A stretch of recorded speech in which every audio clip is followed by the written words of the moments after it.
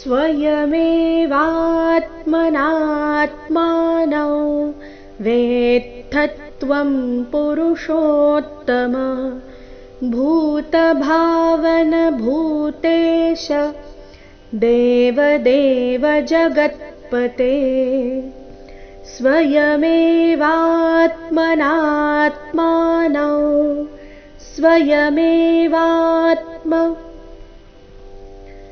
ಸ್ವಯಮೇವಾತ್ಮನಾತ್ಮಾನೌ.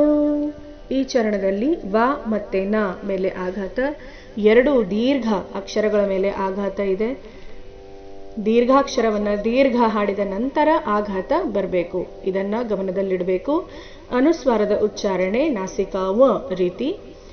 ಸ್ವಯಮೇವಾತ್ಮನಾತ್ಮಾನೌ ವೇತ್ಥತ್ವಂ ವೇತ್ಥತ್ವಂ ಥ ಮೇಲೆ ತದ್ದು ಆಘಾತ. ವೇತ್ಥತ್ವಂ ಪುರುಷೋತ್ತಮ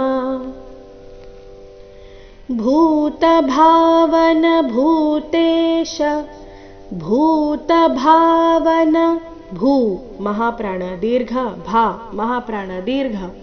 ಭೂತಭಾವನ ಭೂತೇಶ, ಇಲ್ಲಿ ಶ ಹ್ರಸ್ವ. ಭೂತೇಶ ಈ ರೀತಿ ಶ ನ ದೀರ್ಘ ಮಾಡಬಾರ್ದು. ಭೂತೇಶ ದೇವದೇವ ಜಗತ್ಪತೆ.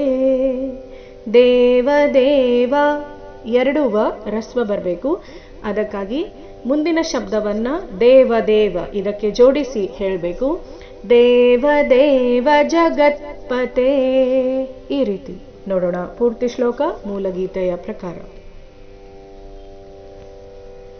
ಸ್ವಯಮೇವಾತ್ಮನಾತ್ಮಾನೌ ವೇತ್ಥತ್ವಂ ಪುರುಷೋತ್ತಮ ಭೂತಭಾವನ ಭೂತೇಶ ದೇವದೇವ ಜಗತ್ಪತೆ.